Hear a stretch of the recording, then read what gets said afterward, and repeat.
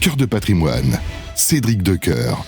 Et entrons tout de suite dans le vif du sujet de cette thématique retraite en accueillant Thibaut Cosnet. Bonjour Thibaut. Bonjour Cédric. Merci beaucoup d'avoir répondu à l'invitation de Cœur de patrimoine, directeur de l'offre épargne et patrimoniale du Conservateur. Alors effectivement, le mot retraite, je pense qu'il est dans toutes les têtes, que ce soit pour abroger, pas abroger, reprendre, étendre, réduire, enfin bref. Et chacun peut se poser la question de se dire finalement, est-ce que j'aurai le droit à une retraite? À quoi elle ressemblera? Comment est-ce qu'il faut que je m'en occupe? C'est vrai qu'il y a énormément de défis.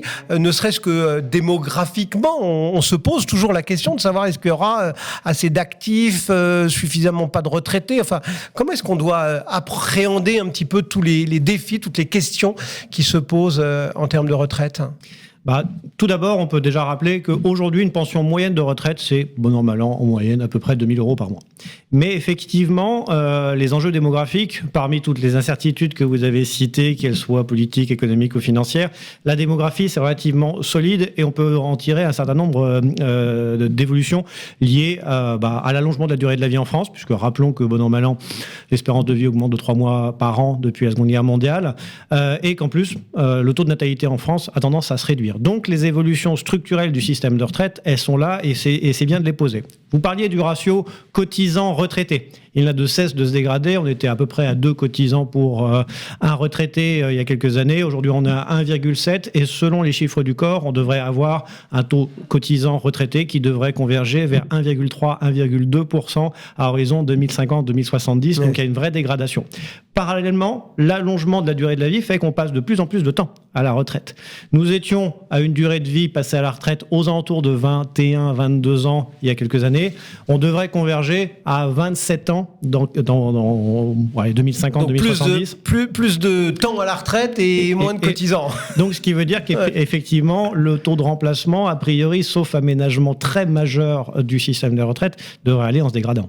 Alors justement, ce taux de remplacement, c'est important d'avoir ce mot en tête. Vous nous avez rappelé ce 2000 euros, qui est l'étiage moyen, on va dire. Ça veut dire quand même que les particuliers, ils doivent avoir en tête, appréhender le fait que le niveau de vie nécessairement va baisser à la retraite. Oui, là aussi, le rapport du corps du mois de juin est riche d'enseignements. On a un taux de remplacement pour un cadre à aujourd'hui à peu près de 53%. C'est-à-dire en passant de la belle vie active à l'heureuse vie de retraité, on a 100% de son temps libre, mais 53% de ses revenus. Ça, c'est pour la génération qui part à la retraite actuellement. Il faut acheter les articles de pêche avant. Exactement, il faut être prévoyant.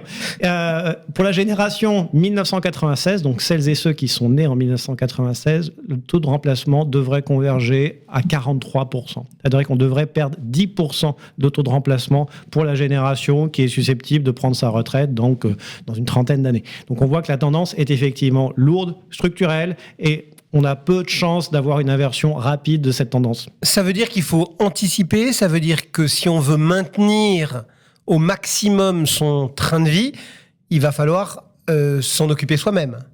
Oui, a priori, il faut avoir, certes, un aménagement du système de retraite tel qu'elle a été faite par le passé, mais on sent que c'est pas encore tout à fait stabilisé. Mais il faut également se créer soi-même sa retraite par capitalisation avec de l'épargne qu'on affecte à destination de sa retraite pour essayer effectivement d'amoindrir cette perte de train de vie entre la vie active et la vie de retraité. Et dans le champ de nos offres patrimoniales, aujourd'hui, on a un produit qui a été porté sur les fonds baptismaux il y a peu de temps, entre guillemets 5 ans, c'est ce fameux PER, plan d'épargne retraite.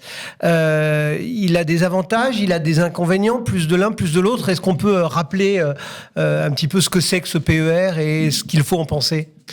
Alors, effectivement, le PER a été lancé dans le cadre de la loi Pacte en 2019, donc il y a un peu plus de 5 ans. C'est un vrai succès, Il y a 110 milliards de cotisations versées dans des PER, dont à peu près 2 tiers via des transferts, pour 10 millions d'assurés. Donc il y a quand même une vraie appropriation de cet outil. Les principaux avantages du PER, c'est que c'est un produit unique, contrairement dispositif d'épargne retraite qui préexistait, où il y avait une galaxie, une myriade de différents produits. Le PER peut être unique et on peut y transférer l'intégralité des dispositifs dont on disposait précédemment. Il y a un plan pour gouverner tous les autres, pour les amateurs du Seigneur des Anneaux qui connaissent la formule. C'est ça, avec différents compartiments. Donc, transférabilité, un dispositif unique. On a le choix, de pouvoir faire sur l'épargne versée à titre individuel et de manière volontaire. On a le choix de sortir soit en rente, soit en capital, soit les deux, lors de la retraite, ce qui est une vraie nouveauté, là où précédemment on avait plutôt des dispositifs qui fléchaient la rente.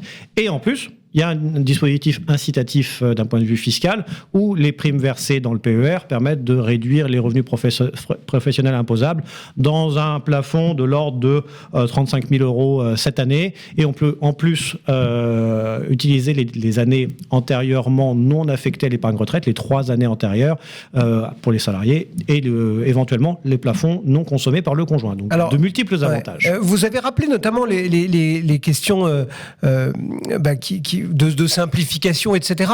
Et notamment qu'on avait un peu écarté, enfin pas écarté, mais diminué le côté impératif de la rente, etc. Et c'est vrai qu'on sait que les épargnants français, ils aiment pas beaucoup la rente et que ça n'avait jamais bien fonctionné dans l'Hexagone.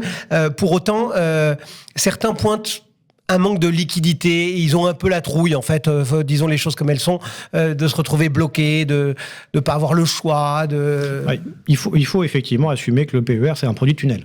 C'est un produit tunnel qui est fléché vers la retraite. Il y a quelques clauses, quelques cas où on peut sortir par anticipation, mais c'est des cas d'accident de la vie ou d'acquisition de résidence principale, mais qui sont très limités.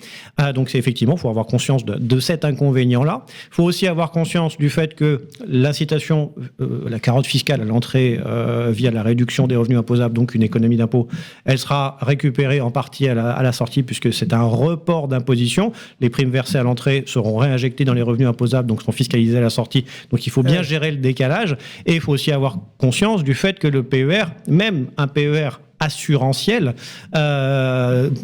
présente un petit différent par rapport à l'assurance vie en termes successoral, dans la mesure où pour les décès après 70 ans, l'épargne initialement versée dans le PER vient intégralement dans la masse successorale avec un abattement unique de 30 500 €, plus-value incluse. Donc là, il y a quand même un décalage. Je comprends dans votre propos qu'il y a d'autres produits que ce PER et on va y venir, mais juste un instant parce que vous nous avez rappelé tous les avantages fiscaux, entre guillemets, qui s'accrochent, qui se greffent, etc., qui existent liés à ce PER. On est, je vais pas vous le cacher, en pleine disette budgétaire, on ne sait pas très bien où on va, l'État cherche de l'argent à peu près partout. Est-ce que vous pensez que c'est ce coût fiscal, parce que tout avantage consenti aux contribuables, c'est un manque de recettes pour Bercy.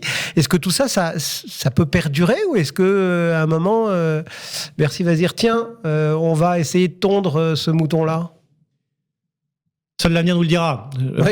En tout, une chose est certaine, c'est qu'il y a eu 2 rapports qui ont été récemment publiés, qui sont bonnes à avoir en tête quand on parle d'épargne retraite et de PER. Le premier rapport, c'est le rapport de la mission d'information sur la fiscalité de l'épargne retraite, porté par Charles de Courson, qui a identifié ce qu'on appelle une ligne de fuite dans le PER, à savoir qu'effectivement, quand on transmet de l'épargne via le PER, c'est-à-dire au décès, eh bien, il n'y a pas de report d'imposition à l'impôt sur le revenu.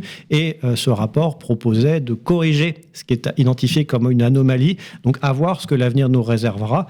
Deuxième rapport, là, il est plus récent, c'est de la Cour des comptes au mois de novembre, qui considère qu'effectivement, ce dispositif PER est coûteux pour les finances publiques et propose de revoir un certain nombre de sujets, dont en particulier le report des 3 années antérieures, possiblement déductible. Le rattrapage si on n'a pas pensé à le faire au moment où on démarre. Exactement. Donc c'est pas, on voit que c'est pas stabilisé. Effectivement, les débats fusent dans tous les sens. Donc soyons attentifs par rapport à ce sujet-là et justement gérons un équilibre probablement sain dans les stratégies patrimoniales, de ne pas tout miser sur le PER.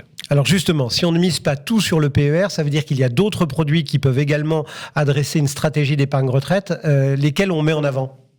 L'assurance vie, en premier temps, enfin, il y en a de multiples. Ça peut être l'assurance vie, le PEA, la tontine, l'immobilier. Il peut y avoir plein de dispositifs qui permettent d'affecter une partie de ces ressources pendant la vie active à des revenus complémentaires à la retraite. L'assurance vie a quand même des avantages importants dans la mesure où, certes, il n'y a pas de dispositif incitatif fiscalement à l'entrée, mais en revanche, il y a une maîtrise de la fiscalité à la sortie, où pour les contrats de plus de 8 ans, on a des abattements annuels de 4 600 € pour un célibataire ou 9 200 € pour un couple soumis à imposition commune sur les intérêts. Donc, il y a quand même une vraie maîtrise des revenus qu'on peut aller générer. l'assurance vie est liquide. Quoi qu'on en dise, malgré les idées préconçues, l'assurance vie est liquide avant 8 ans et on peut en tirer. On rappelle, l'assurance vie n'est pas bloquée au moment où on met de l'argent dedans pendant 8 ans. Ça n'est pas... ça c'est bien de le rappeler, ça fait partie des idées fantasmes reçues qui sont un peu dures à faire oublier. Et en plus, l'assurance vie, pour les sommes versées avant 70 ans, bénéficie d'une fiscalité successorale très avantageuse dans la mesure où, je le rappelle, pour les sommes affectées à l'assurance vie versées avant 70 ans, on peut transmettre 152 500 € aux bénéficiaires qu'on a librement désignés par la clause bénéficiaire aux différents bénéficiaires qu'on a désignés. Et après, les 700 000 € suivants sont taxés à 20% et au-delà, c'est 31,25. Donc il y a quand même une vertu de transmission et successorale qui est très importante de rappeler également dans l'assurance vie, puisque c'est l'équilibre d'une épargne retraite, de pouvoir avoir effectivement des revenus, mais également de prévoir ce qui se passe après, c'est-à-dire la prévoyance, protection du conjoint et également la transmission. Allez, un petit teasing. En fin d'émission, on parlera justement de cette clause bénéficiaire et on vous expliquera vraiment toutes les ficelles pour l'utiliser au mieux, parce que c'est vraiment un aspect essentiel de cette assurance vie. Dans votre panorama de produits, vous avez prononcé un mot que tout le monde ne connaît pas forcément, tontine, et c'est un peu votre produit chouchou, votre produit fétiche, finalement la spécificité du conservateur. C'est effectivement par là que le conservateur s'est créé il y a 180 ans, en 1844. Néanmoins, ça fait partie d'une galaxie complète de produits. Au conservateur, on a évidemment le maximum de solutions à proposer à nos clients, mais effectivement, on a cette spécificité qui s'appelle tontine. Qu'est-ce que c'est que cette tontine du conservateur ? Alors la tontine, c'est ce qu'on appelle une association collective d'épargne viagère. C'est la dénomination juridique. C'est une association d'épargnants qui collecte pendant une certaine durée de l'épargne librement investie par des épargnants, vous et moi. Et au terme de cette association, le terme étant compris entre 10 et 25 ans à la création d'une tontine, on vient liquider la tontine entre les bénéficiaires des assurés survivants et ainsi pouvoir pouvoir générer de la rentabilité via cette opération tontinière. Donc la tontine, c'est une opération de moyen et de long terme. Au conservateur, on peut y adhérer pour une durée minimale de 8 ans jusqu'à 25 ans. Et cette tontine a de multiples utilités. L'épargne retraite, par exemple, en affectant une partie de son patrimoine à des différentes échéances, compris entre 8 et 25 ans, on peut se créer via ce qu'on appelle une tontine en cascade des revenus Chaque complémentaires. année, on a une tontine qui arrive au bout, c'est ça ? Exactement. Ainsi permettre d'avoir une planification patrimoniale. On peut également avoir, grâce à la tontine, un outil de donation de son vivant, c'est-à-dire que, par exemple, des parents ou des grands-parents qui veulent donner, dans le cadre des abattements, de l'argent à leurs enfants ou à leurs petits-enfants peuvent utiliser la tontine comme étant un réceptacle de l'argent donné qui sera disponible dans 8 ans, 10 ans, 15 ans. Par exemple, pour les petits-enfants, c'est souvent très apprécié comme mécanique. Et donc, cette tontine, dans la spécificité de l'épargne retraite, permet justement de pouvoir utiliser ces différentes échéances en cascade pour se faire des revenus complémentaires, tout en sanctuarisant, j'aime bien ce terme-là, les avantages du PER pour éviter de sortir trop fortement et ainsi d'avoir un retour fiscal trop élevé, et en sanctuarisant également l'assurance vie dans une optique de transmission. Donc c'est l'équilibre de ces 3 supports, par exemple, de ces 3 opérations, qui permettent d'avoir une structuration patrimoniale solide. Alors justement, pour terminer, essayons de donner quelques conseils à nos auditeurs. Quelle est la meilleure pratique selon vous, justement? C'est de panacher l'ensemble des produits pour essayer d'obtenir sa retraite entre guillemets sur mesure. Et puis, comme on a parlé finalement de rente ou de capital, etc., qu'est-ce qu'il faut privilégier l'un, oublier l'autre, ou au contraire là aussi peut-être panacher? Comment est-ce qu'on construit finalement la meilleure stratégie retraite quand on est un épargnant aujourd'hui? A priori, il faut se faire accompagner parce que c'est quand même une stratégie assez complexe dans la mesure où il faut avoir une vision 360 degrés de son patrimoine. Il ne faut pas se focaliser juste sur la fiscalité ou sur la rentabilité économique. C'est vraiment ce qu'on appelle chez nous les 4 axes. Avoir une lecture économique, oui, sur la performance, la liquidité ou pas de ces placements. Une lecture fiscale, est-ce que j'ai un avantage à l'entrée? Comment je maîtrise mes revenus, la fiscalité de mes revenus à la sortie?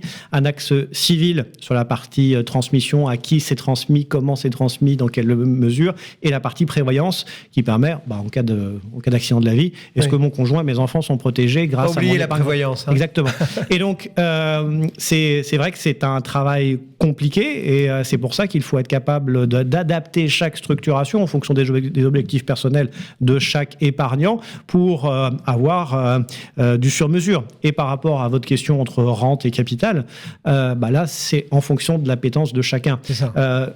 Le capital permet d'avoir... Il faut le sentir, il faut être à l'aise avec sa retraite. Permet d'avoir une maîtrise de quand je vais récupérer des flux et de pouvoir, si je ne les consomme pas en totalité, pouvoir éventuellement les affecter à une autre opération patrimoniale, ou la rente, la rente d'ailleurs permet peut-être... pour celles et ceux qui souhaitent affecter une partie de leur épargne dans un dispositif de rente, permet de couvrir le risque de dépendance, puisque là, on sait que c'est une rente viagère, donc qui s'éteindra au décès. Et donc, c'est aussi une dimension à prendre en considération, mais c'est vraiment du sur-mesure, quoi qu'il en soit. Merci beaucoup, Thibaut. C'est Cédric. Thibaut Cossenet, donc, pour Le Conservateur et ses stratégies d'épargne retraite à l'heure où ce mot retraite vient et revient dans le débat politique. Merci Thibaut et à très bientôt. Nous, on poursuit Cœur de patrimoine. Cœur de patrimoine, Cédric Decoeur.